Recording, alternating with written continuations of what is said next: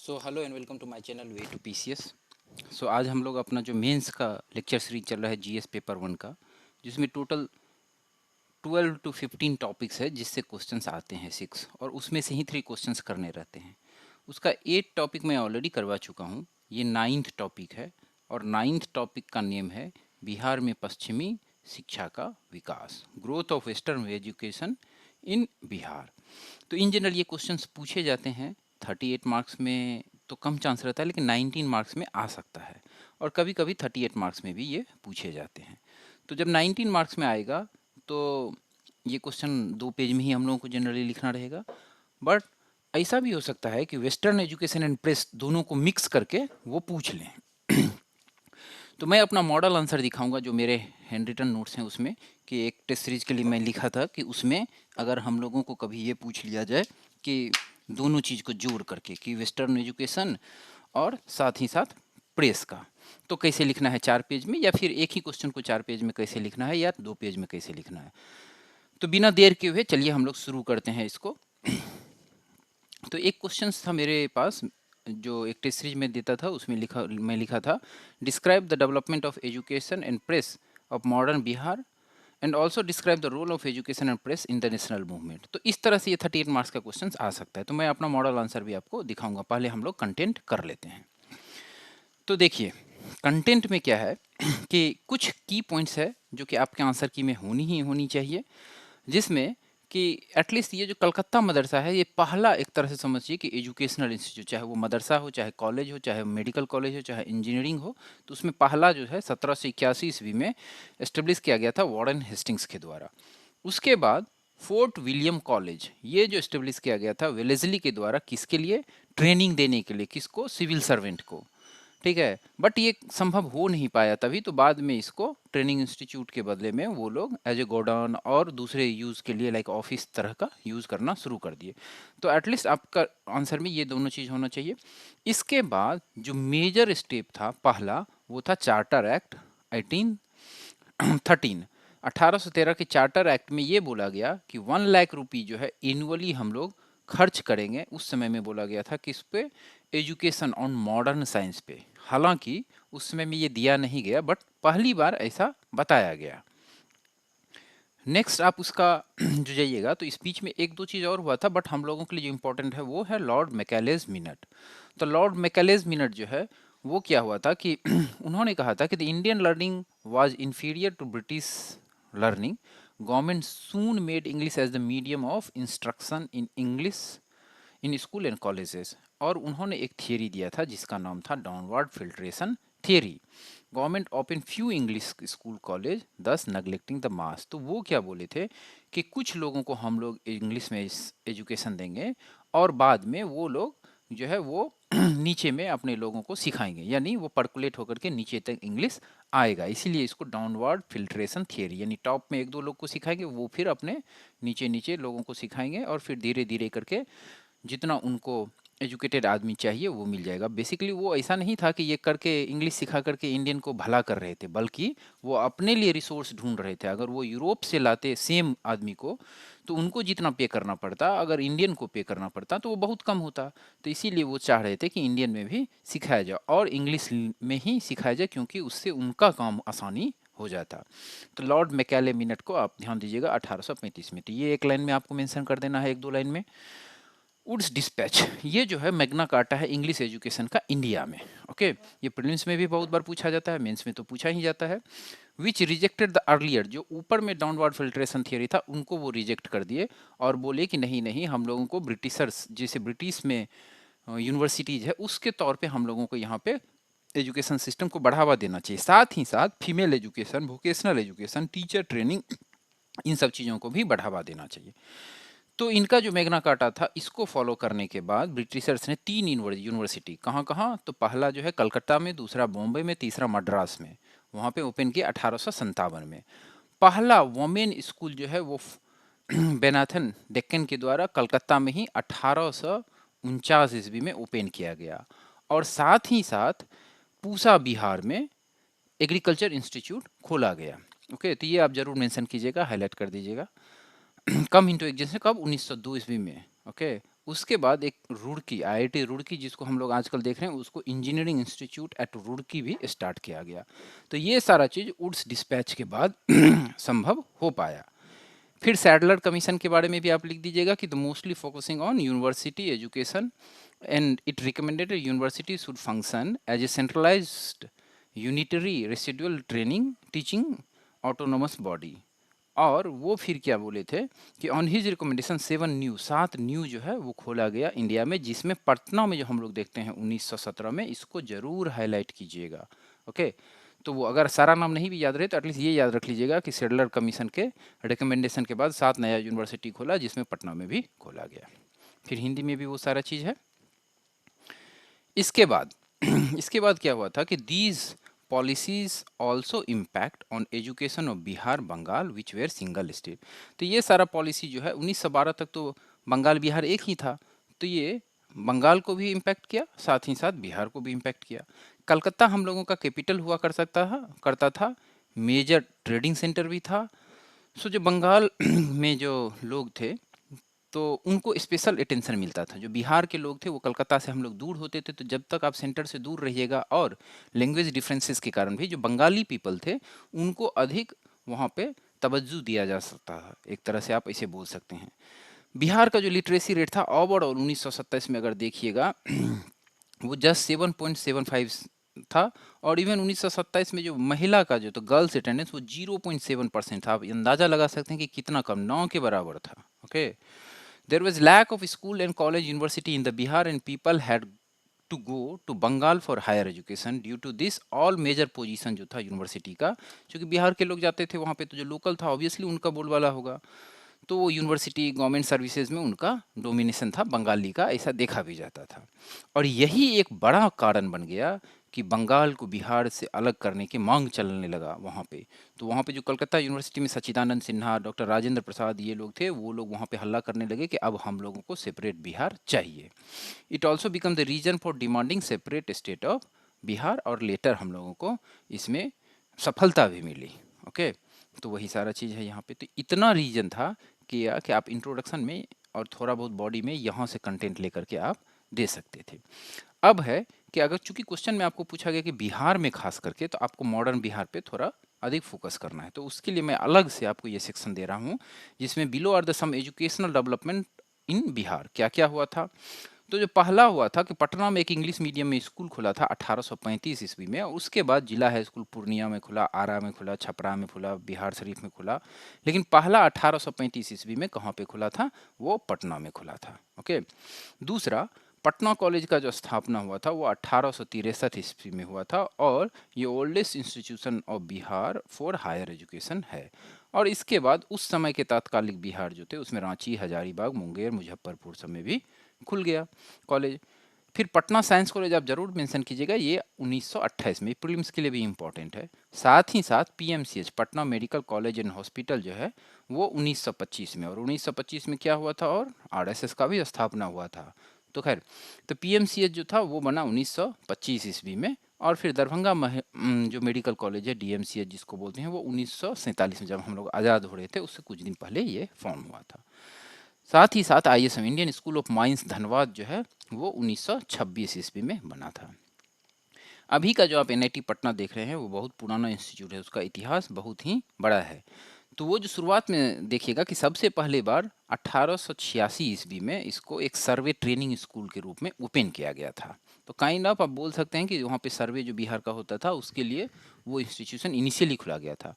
बाद में क्या हुआ कि बिहार कॉलेज ऑफ इंजीनियरिंग इसको 1900 ईस्वी में बना दिया गया, और फिर इसका रीनेम करके बिहार कॉलेज ऑफ इंजीनियरिंग बना दिया गया 1932 में। और इसके बाद आप देखे होंगे कि 2002 में जब एनआईटी सब बनना शुरू हुआ, तो इसको थोड़ा दिन बाद इसको भी, जो बीसीईसी से पहले लोग जाता था, इसको NIT Patna, national institute of technology Patna बना दिया गया। तो ये भी है, लेकिन आप इसको ये मेंशन कर सकते हैं कि एनआईटी पटना का जो ओरिजिन है वो आप देखिए, तो ये दोनों ईयर तो एटलीस्ट आप मेंशन यहाँ तक कर ही सकते हैं। उसके बाद सेंट जोसेफ स्कूल गर्ल्स का जो है पटना में 1847 में, along with 2 other girls school were open in Patna 1867 में। तो ये इतना पॉइंट आप एटलीस्ट एजुकेशन वाला में डाल दीजिएगा, तो इतना आपके लिए सफिशिएंट पॉइंट है, आपको एक पेज इसमें आराम से हो जाएगा वहाँ पे। ओके, उसके बाद ये सब चीज़ तो हुआ कि एजुकेशन। अब फिर है कि कुछ इंडियंस, तो वो जो था ब्रिटिशर्स के द्वारा, लेकिन हम लोगों को चूंकि वेस्टर्न एजुकेशन बोला गया है तो ऐसा नहीं है कि सिर्फ ब्रिटिशर्स ने कुछ ओपन किया, इंडियंस भी उनके पाथ को फॉलो किए और कुछ कुछ जगह पे वो लोग भी ओपन किए। तो सबसे फेमस नाम है डेविड हेडे का, जो कि हिंदू कॉलेज का स्थापना किया 1817 में। लेकिन ये जो है ये ओवरऑल इंडिया के बारे में है। ओके, मान लीजिए क्वेश्चन में एक पार्ट में पूछ ले इंडिया के बारे में और एक पार्ट में बिहार के बारे में, तो आपको इंडिया के बारे में भी एटलीस्ट एक पेज का कंटेंट तो होना चाहिए। फिर राजा राम मोहन राय जो है वो वेदांता कॉलेज का स्थापना किया 1825 ईस्वी में।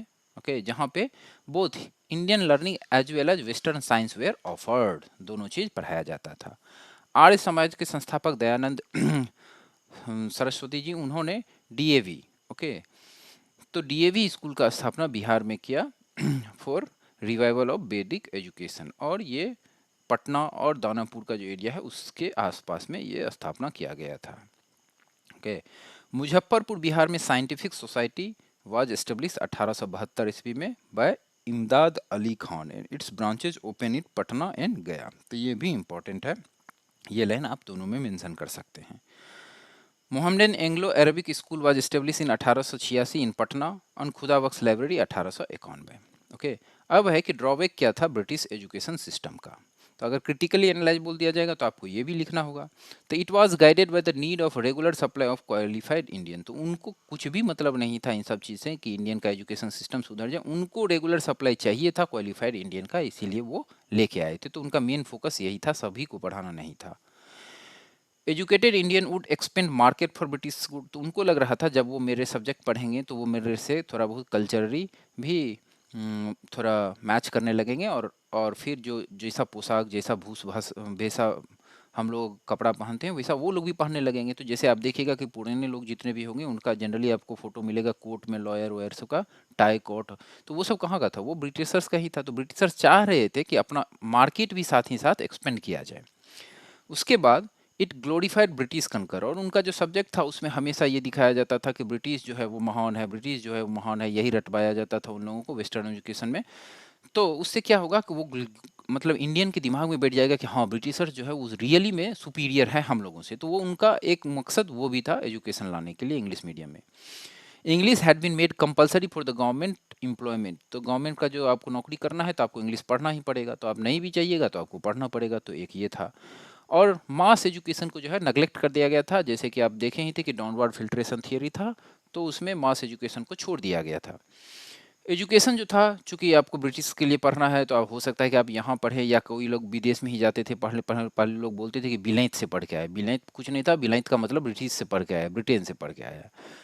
तो ये जो है वहाँ पे जाने के लिए फिर फीस भी चाहिए आपको, आपके पास फैमिली बैकग्राउंड वैसा होना चाहिए, आपको सपोर्ट होना चाहिए। तो ये जो है कॉस्टली हो गया था और ये मोनोपोली हो गया था, अपर क्लास इंडियन जो था वही लोग वो पढ़ रहे थे। No focus on women education, उन लोगों को कोई ज़रूरत नहीं था कि हमको वोमेन एजुकेशन कराना ही कराना है। और साथ ही साथ उन लोगों को ये भी लग रहा था कि यहाँ का जो सोसाइटी है वो पूरा ऑर्थोडॉक्स टाइप का है, तो अच्छा है कि उसको इंटरफियर नहीं किया जाए। तो इतना फोकस नहीं दिया गया। साइंटिफिक एंड टेक्निकल एजुकेशन को पूरी तरह से नेग्लेक्ट कर दिया गया, क्योंकि आप देखिएगा कि 1857 तक मात्र 3 मेडिकल कॉलेज और एक इंजीनियरिंग कॉलेज इंडिया में खुला था। तो उसको वो लोग पूरी तरह से नेग्लेक्ट कर दिया था। It has disassociated Indian people from their traditional way of learning, और साथ ही साथ जो इसका ट्रेडिशनल वे ऑफ लर्निंग था उसको पूरी तरह से ध्वस्त करने का वो लोग कोशिश किया था। मैकेले ने तो एक बार ये भी बोल दिया था कि ब्रिटेन का जो एक अलमारी का एक रैक में, जो किसी भी लाइब्रेरी के एक रैक में जो बुक है वो इंडिया के सारे बुक से सुपीरियर है। ओके, तो वो लोग चाहता था कि किसी भी तरह से डिस्करेज करके और जो उन लोगों का एजुकेशन है वो थोपा जाए इंडियन पे। तो ये सारा था डिसएडवांटेज। लेकिन हर एक चीज़ के साथ कुछ ना कुछ पॉजिटिव, चाहे वो इंटेंशनल हो या ना हो, आ ही जाता है। तो यहाँ पे क्या क्या पॉजिटिव था कि जो एजुकेटेड इंडियन था वो जब पढ़ा इंग्लिश तो फिर उसके बाद वो लोग अमेरिकन रिवॉल्यूशन, फ्रेंच रिवॉल्यूशन वो सब भी पढ़ा, जिसके थ्रू उन लोगों के दिमाग में थोड़ा लिबर्टी, इक्वलिटी, फ्रैटर्निटी, जस्टिस ये सारा चीज़ भावना पनपने लगा, जिससे एक तरह समझिए कि इनडायरेक्टली नेशनलिज्म की भावना पनपने लगा। उसके बाद the educated Indian also become equated with the concept of self rule and democracy, और उनको ये भी पता चलने लगा कि जैसे कनाडा में सेल्फ रूल दिया गया है, क्यों नहीं हम लोगों को ऑस्ट्रेलिया की तरह सेल्फ रूल करने का मौका दिया जाए। और बाद में जो होम रूल सब था वो इसी का एक तरह से नतीजा था, कि होम रूल मूवमेंट जो आया था वो इसी की तरह से था। English become the common language. तो अब जब इंग्लिश कॉमन लैंग्वेज हो गया तो जो एक सपोज कीजिए एक बिहार का जो पीपल है उसको तमिलनाडु के पीपल से बात करना है, तो ना इनको उसको मैथिली या फिर भोजपुरी आता था, ना इनको तमिल आता था, बट चूंकि उन दोनों को इंग्लिश आता था तो वो लोग आपस में कम्युनिकेट करने लगे और फिर ये चीज़ फ्रीडम स्ट्रगल में बहुत अधिक मदद किया। ओके, तो ये मेंशन कर दीजिएगा आप। उसके बाद है कि जो ब्रिटिशर्स का ओरिएंटलिस्ट थ्योरी वो सब चीज़ था, उसको पढ़ने के बाद दयानंद सरस्वती, विवेकानंद, ये लोग को थोड़ा कॉन्फिडेंस आया और ये लोग जो है फिर नेशनलिज्म को बूस्ट करने के लिए अपना अपना जो आर्य समाज है, रामकृष्ण मिशन, उस तरह का संस्थापना करने लगे।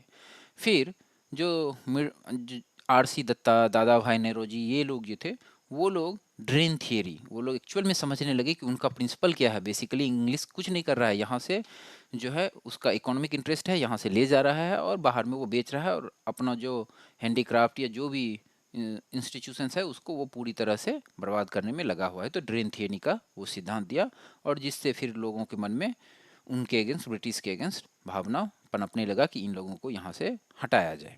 तो ये सारा चीज़ जो है आप मेंशन कर दीजिएगा, तो आपका एजुकेशन सिस्टम पे जो थियरी का पार्ट है वो एटलीस्ट ख़त्म हो जाएगा। इतना कंटेंट आपके पास सफिशियंट है कि आप कोई भी, सपोज कीजिए 18 मार्क्स का हो या 38 मार्क्स का हो, आप जरूर का आंसर लिख लीजिएगा। तो चलिए पहले आगे कुछ बताने से पहले मैं अपना मॉडल आंसर आपको दिखाता हूँ कि इतना ही पढ़ने के बाद अगर मुझे लिखना होता 2 पेज में तो मैं कैसे इसका आंसर लिखता। तो देखिए सबसे पहले तो आपको एक अच्छा सा इंट्रोडक्शन तैयार करके रखना चाहिए पहले से ही, क्योंकि एटलीस्ट आप जीएस पेपर 1 हिस्ट्री के लिए तो तैयार कर ही सकते हैं, सिंस इसमें क्वेश्चंस लिमिटेड हैं। 12 से 15 क्वेश्चन है, उसी में से 6 क्वेश्चंस आनी है और उसमें से 3 ही आपको लिखनी है। तो जो पहला है वो है कि जैसे आपको मान लीजिए कि फर्स्ट पार्ट में एजुकेशन सिस्टम का, और अभी मैं एजुकेशन पढ़ा है, सेकेंड पार्ट में प्रेस है, वो नेक्स्ट लेक्चर में मैं बताऊंगा। तो Bihar is known for education world wide since ancient time due to the famous institution like Nalanda, Vikramshila, Udantapuri university which attracted scholars across the world. तो आपको थोड़ा अपना हिस्ट्री से लेकर के, मतलब एंशियंट समय से लेकर के, they retained their fame even in the medieval period as Patna served the center for advanced study of Persian and Sanskrit. And Patna even in the modern time also was the epicenter of education of the eastern India. तो आपको ऐसे लिखना है। Okay, ये जरूरी नहीं कि मेरा जो लिखा वो बेस्ट है, आप अपने तरीके से देख लीजिए, बट एक तरीका ये भी है लिखने का। फिर आप यहाँ से यही शुरू कीजिएगा कि जो ईस्ट इंडिया कंपनी था वो जो रूलर की तरह बन गया, ट्रेडिशनल एजुकेशन को हम लोगों का जो था उसका इंटरेस्ट नहीं था, उसका मेन था कि उसको रेगुलर सप्लाई चाहिए किसका। तो देखिए जो लास्ट में मैं आपको बताया था वो मैं यहाँ पे शुरुआत में ही लिख रहा हूँ कि क्वालिफाइड एजुकेशन का, सो दैट जो उसका जो एडमिनिस्ट्रेशन का जो वर्क है उसमें वो मदद कर सके। They wanted to create the class of Indian, ये लाइन देखिए कितना अच्छा है कि they wanted to create class Indian in blood and colour but English in taste, in opinion, in moral and in intellect. तो इस सब तरह का लाइन जो कैची फ्रेज टाइप का रहता है वो कहीं कहीं पे आप नोट कर लीजिए और उसको लिख सकते हैं वहाँ पे। By educating them and getting, उसके बाद तो वो चूंकि मुझे एजुकेशन के साथ साथ प्रेस भी लिखना था तो इसीलिए मैं यहाँ पे getting press support in east India company के फेवर में, so that they can do smooth administration. अब इसके बाद कि वही कलकत्ता का देखिए कि मदरसा के बारे में चर्चा किए हैं, फिर चार्टर एक्ट के बारे में चर्चा किए हैं, फिर लॉर्ड मैकाले के बारे में चर्चा किए हैं, फिर वुड्स डिस्पैच। तो इस तरह से आप लिखिएगा तो आपका आराम से वो हो जाएगा। पूसा बिहार में जरूर इस सबको हाईलाइट भी कर सकते हैं। वहाँ पे बहुत लोग बोलते हैं अंडरलाइन नहीं करना है, तो अगर आपको लगता है कि अंडरलाइन नहीं करना है तो जिसको आप हाईलाइट करना चाहते हैं उसको कैपिटल में लिख दीजिए। मैं एग्जाम में हाईलाइट नहीं करता था, मैं इसको कैपिटल में ही लिखा करता था, तो वो लिख दीजिए। फिर सैडलर कमीशन के बारे में लिख दीजिए। फिर इंग्लिश मीडियम के बारे में जहाँ जहाँ स्कूल खुला, फिर Patna college, Patna science college, PMCH, NIT Patna, ये। उसके बाद तो इतना तक लिख करके और फिर लास्ट में आप उसको, अगर मान लीजिए कि ये क्वेश्चन यहाँ तक 2 पेज हो गया, अगर ये क्वेश्चन 4 पेज में लिखना होता, 38 मार्क्स का होता, तो फिर जो पॉजिटिव इम्पैक्ट हुआ, फिर निगेटिव इम्पैक्ट हुआ, फिर ड्रॉबैक और लास्ट में एक बैलेंस सा कंक्लूजन कर देना। ये जो सेकंड पार्ट है वो प्रेस का है, वो नेक्स्ट लेक्चर में मैं लूँगा, तो फिर वहाँ पे भी बताऊँगा कि बिहार में प्रेस का क्या सब था। ठीक है, उसके बाद फिर क्या लिखेंगे, following following are the role of education in press. तो रोल किसका किसका क्या है एजुकेशन प्रेस का, वो भी यहाँ पे 2-3 लाइन में लिख लिख करके पॉइंट वाइज। और पॉइंट वाइज आंसर लिखना एक तरह से ठीक रहता है कि उसमें क्या होता है कि इन जनरल मान लीजिए आप ही को चेक करना होता तो आप क्या करते, अगर आप ही को चेक करना रहता तो आप भी यही करते कि जो चीज़ आपको इजीली समझ में आया, स्मूथली समझ में आया, पॉइंट वाइज है, आपको अपने दिमाग पे अधिक प्रेशर नहीं बनाना पड़ा, तो साइकोलॉजी भी यही बोलता है कि उसको अधिक मार्क्स थोड़ा मिल जाता है, 1-2 मार्क्स। तो बेस्ट वही रहेगा, बट ऐसा कोई भी ज़रूरी नहीं है। बहुत सारे लोग टॉप भी किए हैं पैराग्राफ में लिख करके, तो आपके आंसर में क्वालिटी होनी चाहिए। ओके, इंपॉर्टेंट लिंक्स है, कुछ इंपॉर्टेंट लिंक्स मैं आपको यहाँ पे दे रहा हूँ कि वीकली करंट अफेयर्स का मेरा ये सारा लिंक है, फिर जीएस पेपर 1 का जो कि ऑलरेडी है। तो अभी चूंकि प्रीलिम्स नज़दीक आ रहा है तो मैं मेंस का अधिक वीडियो नहीं डाल रहा हूँ, कुछ प्रीलिम्स का भी डाल रहा हूँ। तो आप जा करके weekly current affairs, monthly current affairs जो है इससे पहले मई का, अप्रैल का, मार्च का, वो भी मैं पिछला 1 साल तक का आप लोगों को कवर करवा दूंगा। बिहार स्पेशल ज्योग्राफी में ऑलरेडी 8 लेक्चर ले चुका हूँ, आप वहाँ से देख सकते हैं, आपके लिए बहुत इंपॉर्टेंट रहेगा ये। और ये तो जीएस पेपर 1 का है ही। अगर आपको इसका पीडीएफ चाहिए तो मेरे टेलीग्राम चैनल पर जुड़ जाइए, वहाँ से आपको मिल जाएगा। सो अगर आप मेरे चैनल पर नए हैं, please do like share and subscribe my channel. Thank you.